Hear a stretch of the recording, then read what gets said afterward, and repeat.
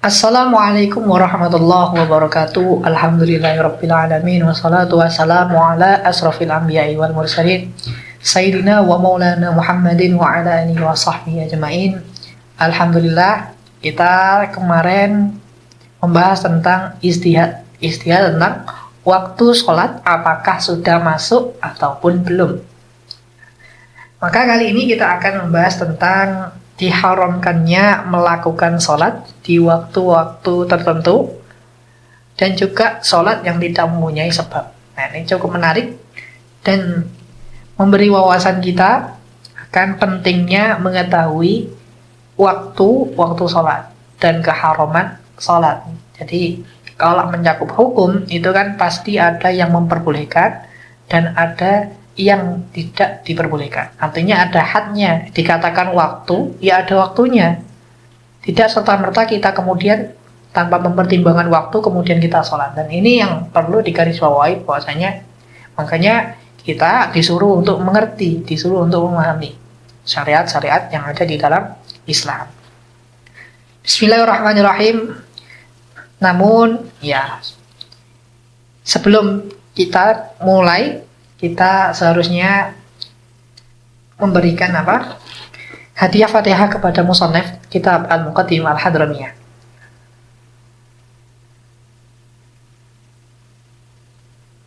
Al-Fatihah.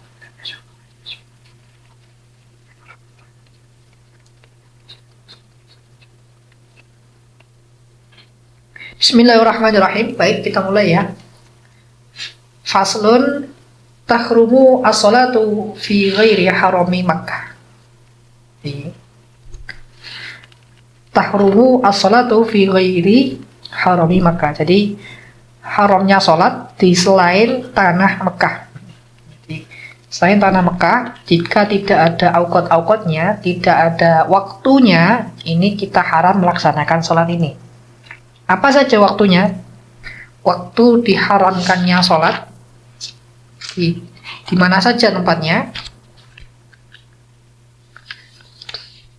Yang pertama, waqta tulu'i syamsi. Waqta tulu'i syamsi. Jadi ketika matahari itu sudah keluar ya. Sudah keluar ataupun sudah keluar. Bisa dikatakan tartafi, itu bisa dikatakan keluar. Yang keluarnya ini qadra rumhin. Jadi kira-kiranya ini kadar satu tombak. Kadar satu tombak. Satu tombak kan 1 sampai 1,5 meter. Jadi ketika kita setelah sholat subuh, itu kan biasanya tulu'u syamsi. Matahari sudah keluar. Dan ketika keluar, kita diharamkan melakukan sholat. Jika tidak ada sebabnya, kita diharamkan melaksanakan sholat. Kenapa? Karena waktunya ini menyerupai dengan orang yang menyembah matahari. Makanya agar tidak tasyabbuh, tidak menyerupai dengan umat yang lain, misalkan agama yang lain, maka Nabi pun mengharamkan atau istilahnya tidak memperbolehkan sholat di waktu-waktu tersebut. Jadi yang pertama, ketika matahari itu telah keluarnya itu kira-kiranya 1 sampai 1,5 meter.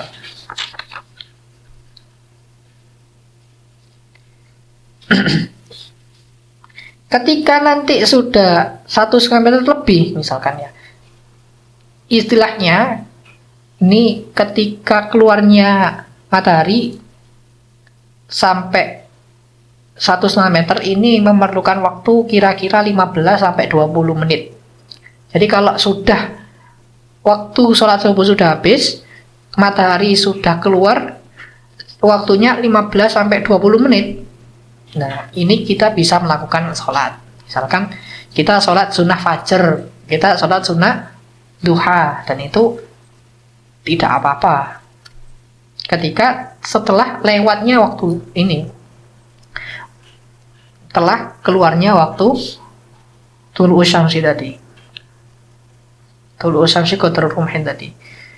Jadi setelah itu kita boleh melaksanakan sholat sunnah, misalkan sholat sunnah fajar, sholat sunnah duha, nah ini disunahkan. Tapi ketika kita sholatnya itu berada di fase di mana tulu'u qadra rumhin tadi masih keluar, istilahnya matahari ini masih baru pertama kali keluar, ini tidak diperbolehkan. Jadi harus menunggu dulu ya. Kira-kiranya 15 sampai 20 menit.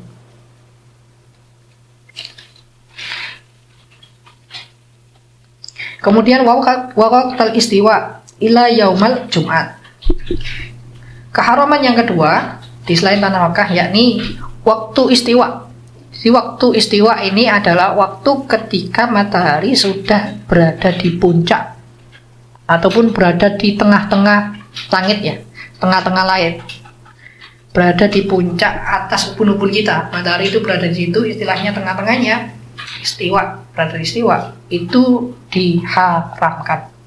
Yang kedua, berada di waktu istiwa illa yaumal Jumat, kecuali di hari Jumat. Jadi memang kadangkala kita sholat Jumat itu sebelum waktu sholat zuhur saja itu sudah ada yang adzan misalnya, dan itu tidak apa-apa, karena di sini menjadi bentuk pengecualian illa yaumal Jumat. Jadi ketika hari Jumat itu tidak apa-apa.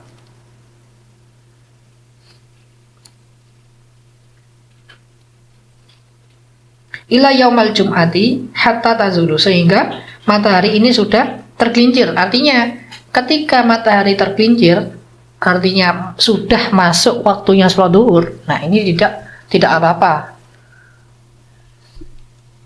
Jadi kalau pas waktu istiwanya tadi, kita tidak diperbolehkan sholat, kecuali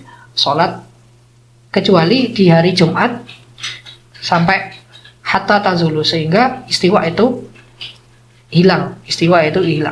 Kadarnya ini seberapa? Waktu istiwa itu kurang lebih 10 sampai 15 menit.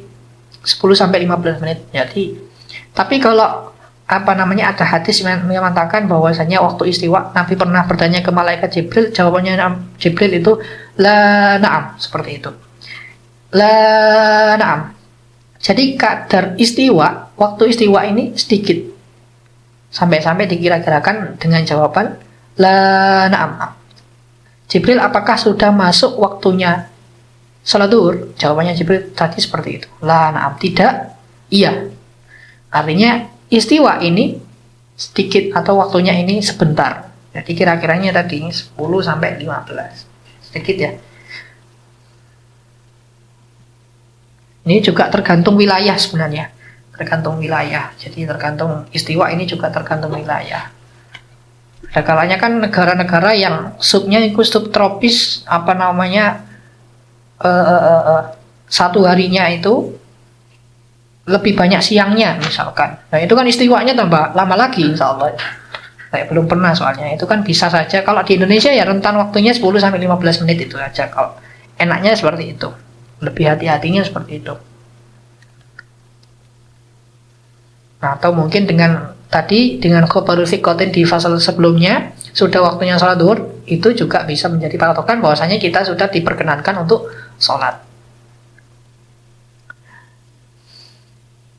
Jadi ada 5 ya. Yang tadi pertama tadi waktu tulu'us syamsi, ketika matahari keluar, kira-kiranya qadra rumhin 1 tombak, waktu istiwa, kemudian waktu istiwa yang kedua, yang ketiga waktu isfrar. Jadi ketika matahari itu hendak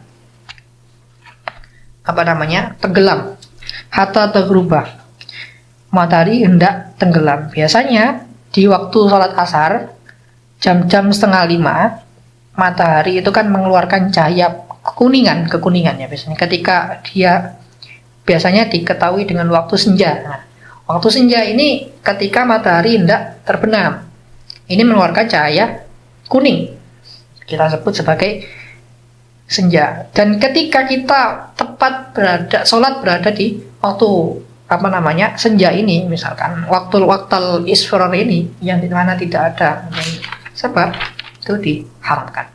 Wa ba'da salati subhi. Kemudian yang empat, apa yang kelima? Yang keempat, wa ba'da salati subhi, dan setelah salat subuh hatta tatlu asyamsu. Hatta tatlu asyamsu. Setelah salat subuh kita juga tidak diperkenankan untuk salat sampai matahari ini sudah keluar.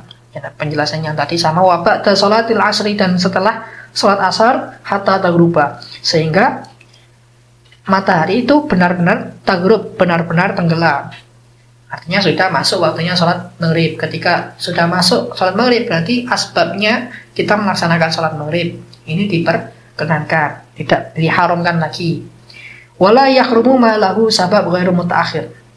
Ini sabab-sabab yang saya katakan tadi.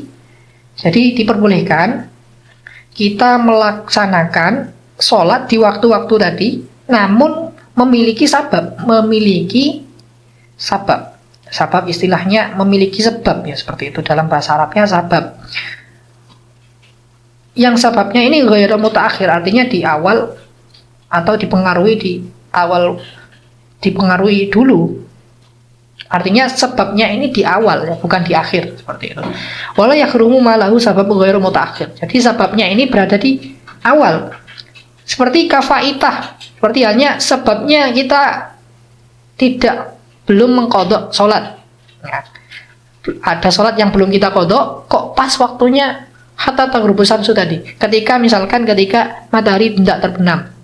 Nah, ini tidak apa-apa kita qadai di waktu tersebut. Ini kan sebabnya kan sudah sebabnya duluan, bukan sebab di akhir. Artinya sholat yang kita kerjakan itu sebelumnya sudah ada dan belum kita kerjakan, artinya sebabnya ini di awal, seperti itu. Kemudian wa kusuf ini juga sebabnya di awal. Kusuful qamar, ada kusuful syams, ya, khusuf ada kusuf, ya. Ada kusuf, ada khusuf. Gerhana itu juga dipengaruhi oleh faktor sabab di awal. Jadi ketika ada gerhana, itu kita disunahkan untuk melaksanakan sholat. Walaupun gerhananya mungkin berada di istiwa, ketika berada di waktu istiwa misalkan, tadi ya waktu yang diharamkan sholat. Tapi masuknya sababnya ini, sabab sholat kusuf ini diperbolehkan. Wa sunnatul wudu, kemudian ketika kita selepas wudu, kita sholat sunnah wudu. Ya, sebabnya ini juga di awal, ini juga diperbolehkan. Wa tahiyatin, dan juga tahiyatul masjid. Ketika kita hendak masuk masjid itu kan sababnya duluan, masuk kemudian kita melaksanakan salat tahiyatul masjid. Itu juga tidak apa-apa, tidak diharamkan. Wa sajjati tilawah, nah, membaca sujud tilawah. Di Al-Qur'an itu kan ada ayat sajadah. Artinya ketika kita baca, kita disunahkan sujud tilawah, atau mungkin sujud syukur illam yaksinha, ketika kita tidak menyengaja. Artinya memang ada sababnya. Wa yahrumu ma laha sabab. Tadi yang pertama yang kita bahas tadi, sesuatu yang diperbolehkan dengan sebab. Yang kedua ini diharamkan ma laha sababun mutaakhir. Jadi ada sebab yang sebabnya ini di akhir waktu. Nah, ini diharamkan, tidak diperbolehkan kita melaksanakannya. Kalau sholatil istikharah, ya, seperti sholat istikharah. Jadi sebabnya di akhir. Wa raka'atil ikhram, dan 2 rakaat sholat ihram. Wa sholatu idza sha'idal khatib ila tahiyat. Kemudian sholat ketika khatib ini mungkin berada di mimbar, seperti itu. Khatib ini sudah duduk di mimbar, artinya sudah berada di mimbar. Ila tahiyata rakaat ini, kecuali dua rakaat tahiyatul masjid. Fatusannu illam yakhsha fauta takbiratul ihram. Salat sunnah 2 rakaat tahiyatul masjid ini tetap disunahkan illam yakhsha fauta takbirul ihram. Jadi ketika tidak ditakutkan tertinggalnya takbiratulnya khotib. Artinya khotib ya, orang yang mengimami salat Jumat. Ketika tidak ditakutkan takbiratul ihram, tidak ditakutkan ataupun tidak bisa menemukan rakaat yang pertama, ditakutkan seperti itu. Nah, kalau ditakutkan sang imam sudah sampai takbir, nah ini tidak disunahkan lagi kita sholat. Ini cukup penting sekali kita ketahui. Tadi kesimpulannya ada 5 waktu-waktu yang kita tidak diperkenankan sholat karena tasbih, karena ketika kita tasbih dengan orang-orang majusi, dan ini sebabiah kenapa kita tidak boleh dan tidak tidak diketahui dengan bukan seperti itu. Tapi sahabat-sahabat tadi itu juga dipengaruhi oleh orang-orang dalam keadaan majusi, misalkan kaum majusi ini tidak diperbolehkan, yang sama dengan kaum majusi.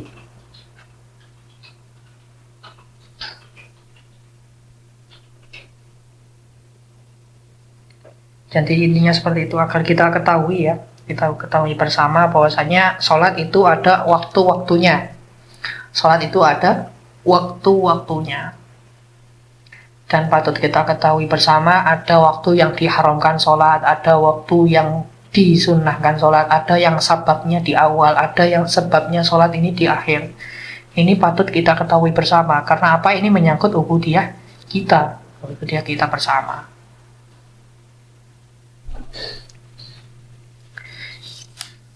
Mungkin kita lanjut pembahasan yang selanjutnya. Ini sedikit ya mengenai yustahabbu al-adhan wal iqamah lil maktubah.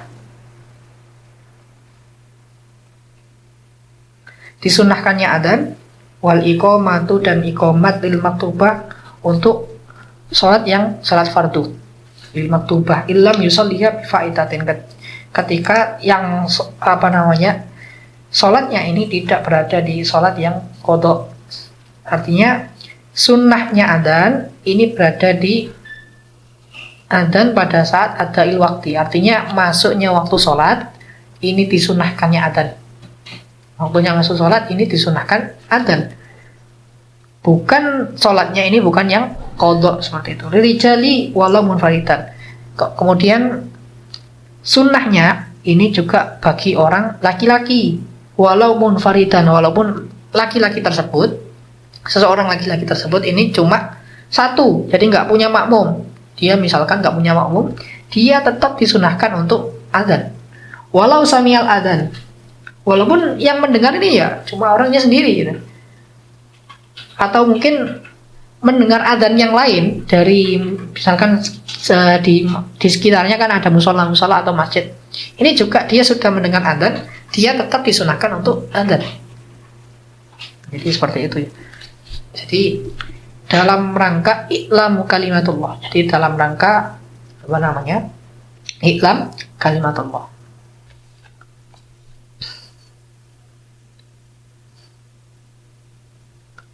Wali jama'atin saniyatin wali fa'itatin. Kemudian juga disunahkan pula bagi salat jamaah yang jamaahnya ini kedua. Misalkan ya, jamaahnya yang kedua. Dan juga fa'in istama'a fawaitun au jama'un taqdiman au ta'khiran adzana lil ula wahdaha. Maka ketika ditemukan salat yang telah selesai, artinya waktunya telah selesai, ataupun orang ini dalam keadaan jamak takdim ataupun jamak takhir, yang diperintahkan untuk adzannya ini adalah adzan yang pertama. Jadi misalkan kan ada orang yang dalam keadaan bepergian, musafir. Biasanya kan dia mengerjakan kalau enggak jamak takdim, jamak takhir. Tapi yang dikerjakan ini biasanya kan dua sholatan ya. Namanya menjamak kan menjamak dua sholat. Misalkan duhur dengan asar. Yang disunahkannya ini adalah waktu yang pertama. Waktu yang pertama dia sholat. Misalkan sholat duhur dulu. jamaknya jamak zuhur dulu misalkan. Yang sunnah kita adzan ini di waktu yang pertama. Adana lil ula wahda wa tustahabbu lil iqamah wahda lil mar'ah. Nah, ini patut diketahui juga bagi seorang wanita ini tidak diperkenankan untuk adzan. Yang diperkenankannya hanyalah sebatas iqamah. Iqamah. Ini bagi seorang perempuan hanya iqamah saja. Biasanya di pondok-pondok yang masih banyak santri perempuannya ini hanya iqamah saja. Karena ya memang seperti ini sunnahnya bagi seorang perempuan juga iqamah. Iqamah itu kan kalau sekarang kan nggak perlu iklam terlalu keras, nggak seperti adzan. Kalau adzan kan diperintahkan iklam, diperintahkan yang adzan itu orang yang suaranya keras seperti itu. Kalau iqamat kan nggak terlalu keras ya. Wa yuqala fi sholatil masnuna jama'atan. As-sholatu jami'ah. Ini disunahkan bagi orang yang dalam keadaan sholat jamaah sunnah, kategori sunnah, misal sholat raweh, sholat jamaah duha misalkan, itu diperkenankan untuk membaca iqamatnya dengan as-sholatu jami'ah. Jadi as-sholatu jami'ah seperti itu. Itu yang diucapkan ketika ada sholat sunnah. Sholat sunnah membaca as-sholatu jami'ah. Jadi iqamatnya memakai lafaz itu as-sholatu jami'ah. Wa syartul adanu al-waqtu illa subha fa yajuzu batanisul lail.